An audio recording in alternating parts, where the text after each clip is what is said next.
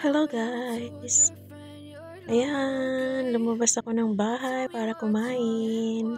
Pero napadaan ako sa dito sa mall. Ito po yung ganap dito sa ground floor ng mall namin dito. Dahil magcha-Chinese New Year, marami silang mga tinda, marami ring mga sale. Ayan, yan ay mga candies, mga biscuits na tinitinda nila. Meron rin mga kaldero, kawali. Makikita nyo dyan mamaya. Umikot-ikot lang ako. Marami ring tumbler, baunan. Marami silang tinitinda pag mga ganitong panahon dito sa Hong Kong. Kaya ayan, ikot-ikot ako para mag-video. At nadaanan ko na rin itong display nila dito sa may ground floor sa presentation ng kanilang Chinese New Year. Ito yung kanilang decoration. Maganda rin siya. Tuwing may ganap, nagdi-display sila dito ng kung ano-ano. Halimbawa ngayon Chinese New Year. So, pang Chinese New Year yung kanilang display. May iba na naman yan pagsapit ng Valentine's Day.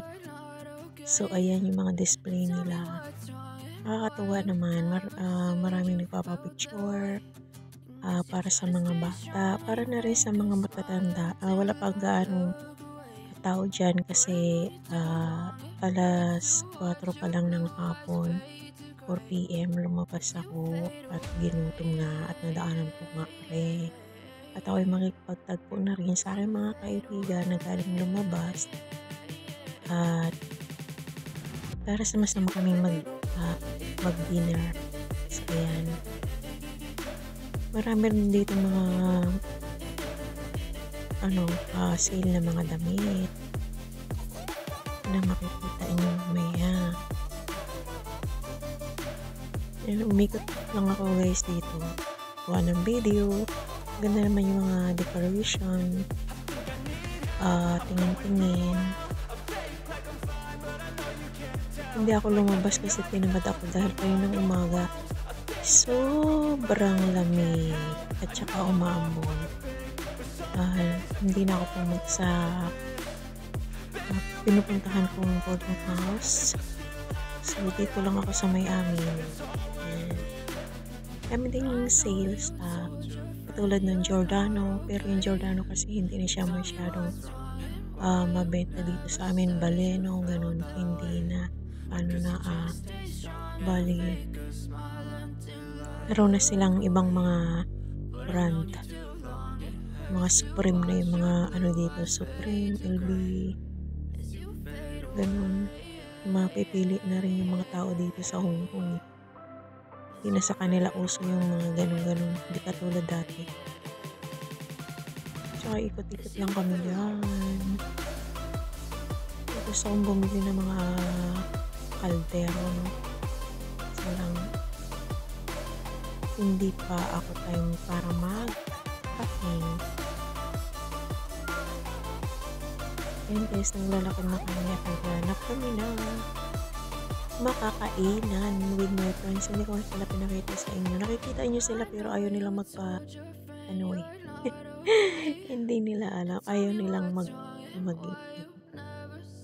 ayaw nilang makita sa YouTube. Ayan yung palaruan ng mga bata. Pwede rin sa matatanda. Mirot kami dito sa My DS Groceries.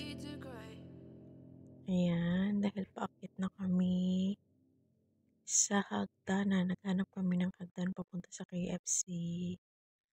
Guys, ganyan lang ang buhay ko din sa Hong Kong. Pag tinamad, hindi lalabas, matutulog at magkukulong na lang sa kwarto. Pag ginutom, lalabas, uuwi, matutulog. Ganun ang pahinga, di ba? Ganda ng nila ngayon. Simple lang pero okay siya. Hindi katulad dati. Yan isa sa mga kasama ko. Siguro na recognize na sila sa ibang video ko. Yung kasama ko rin sila. Yan, dalawa.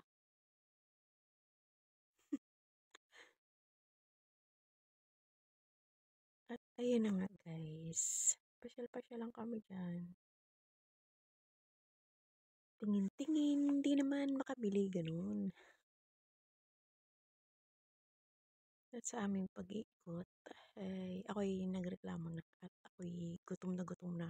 Wala akong agahan, tanghalian at ang kakainin ko ngayon ay tatlong tatlong kainan.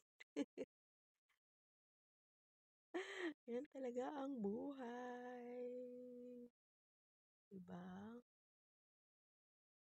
Ayun na guys, hanggang sa muli. Maraming salamat sa inyong panonood sa aking walang kwentang video.